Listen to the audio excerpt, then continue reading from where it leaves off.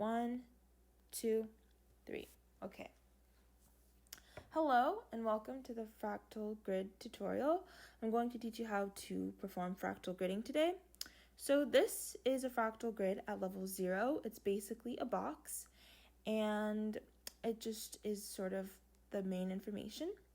But if you zoom out of that from this to this, you now get a level 1 fractal grid. And so this is the one you've been seeing where it's the 3x3 tic-tac-toe with the bolded center. And so you may be wondering, okay, why is the center bold? Well, this center is called the sun. And this sun is really important because it allows you to have a focal point to keep track of the main activity, the main event, the main focus, and it is especially important when we're zooming out and in. So the center is called the sun, and the surrounding boxes are called the planets. So there are 8 planets for each sun. This is a planet, this is a planet, these are all planets. So you can sort of refer to them in any way you'd like. They could be like 1, 2, all the way to 8. If you want to think of the fractal grid as a map, you can north, east, south, west, and sort of cardinal direction it. If you want to do whatever, you can do whatever. So, it's whatever works for you. This is a really flexible thing. The only things that I'd say are immutable are this middle is the sun, and it needs to be bold, and the surrounding planets need to be somewhat related to the sun. So yeah, this is a level 1. And so you can put pretty much anything in the planets. You can put doodles, you can put scratch work, you can put all sorts of stuff. You can even put other fractal grids. And so this is what we'd call a level 2 fractal grid. And when you zoom in, this is a level 0. We have a level 1, and now we have a level 2 fractal grid composed of other fractal grids. So now we're starting to see the power of fractal grids. So this has all the same rules as the level 1. And so if you have 1, 2, 3, 4, 5, 6, 7, 8, you actually have some additional rules for the surrounding planets, which are also fractal grids.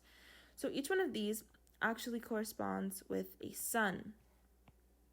So each one of the surrounding boxes or the planets in the center correspond to an outer sun. So these are like each their own suns with their own planets.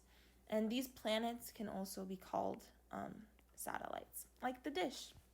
So this really allows you to compartmentalize. It allows you to decompose and like sort of zoom in. Okay, like what am I doing here at like 1, I can look at what I'm doing in different categories without feeling super overwhelmed because I can really compartmentalize this information. And this is really where the power of the fractal grid starts to come into play, when you can zoom in and zoom out and still keep track of all the main topics here. And this, specifically the level 2, is really, really useful for organization, like to-do lists, doodle dictionaries, and all sorts of different things I'm sure you can find uses for. So I'm just going to do basic example, like a to-do list. So when I'm doing a to-do list and fractal gridding it, I want to put categories in the planets of the level 1. So for example, I'm in like CS 103, which is, you could sort of consider it as like math. So like a little pie. I'm taking a CS class right now. And so you can sort of like even try to, expand your visual thinking. I'm taking an English class, which we call power. And outside of that, it's also important to get exercise in this time of COVID-19. So I want to be playing table tennis, which I haven't been doing much of, but want to do more. Also have to do chores and stuff within the house a bit more. Also, like social as social as you can be with Zoom, and also FGAM, because this is a project that's near and dear to my heart. And you don't necessarily need to fill up every box, you can leave it blank, as long as you have the information that you need on this page. So this to-do list can serve as the sun for this. So what we can actually do is I'm going to copy this and we are going to paste this in the center. Now I don't think it's going to be a perfect fit, but you can definitely get the general gist from this. So we're going to do that, making sure that, So here we have the different categories. To clean it up, I might just take off these lines really quickly. And I know there's a little bit of overlap, but that's okay. And so each one of these planets from the center one, I can actually put it into the surrounding suns. So like this, I can actually just take maybe like a representation like this little pie here, and I can put it in here, this little broken illustration. I could duplicate it, put it here. So I put all of my CS 106B stuff there. I put all of my English stuff here. I put like ways I can plan on exercising here. Social events, put it here. The fractal gridding stuff, put it here. And lastly, the chores, I put them here.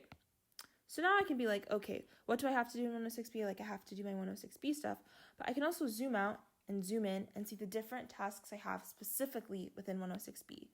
So I can actually put in like different things here in my coding class, zoom out and then be like, okay, I have this to do with exercise, and I have like these things to do with social arrangements, and I have these things to do with the fractal grid.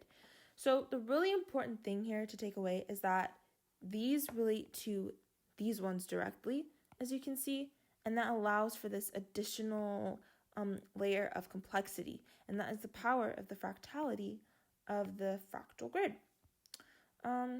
So other things, you don't need like an iPad or some way to zoom in or zoom out to be able to do this. I've done so many different things with paper. Over spring break, I was doodling a lot, and so I made a doodle dictionary. And with that, I put like different themed doodles, and so with each one, I could like expand different doodles and explore like different things to draw and to learn and to add to my vocabulary, so to speak. And so this organization just really, really helps to efficiently organize a lot of information. A lot of the times I'm working with Fractal Grid, I'm fractal gridding, and I don't even realize that I've put in, 64 different pieces of information with all of the boxes. And so that's the cool thing with using the Fractal Grid. You'll be using it, and all of a sudden there'll be connections that you never saw coming, and I'm really excited for that. The Fractal Grid it's not just something that you just go and pick up. You sort of have to ease into it sometimes. It can be difficult to shift from old ways, inertia. I've definitely experienced that. And then I was like, can I Fractal Grid this? I probably can. And so I took that leap, and I did. And once I started doing it for a little bit, I found ways to make it my own. So now I have like a lot of my classes, I use Fractal Gridding. I've been using a to-do list, and I've been keeping it up every day because it's kind of fun. So I hope that with this video, you can really find ways to make the Fractal Grid your own while keeping the integrity of it, but also being creative with it. And thank you for watching this tutorial.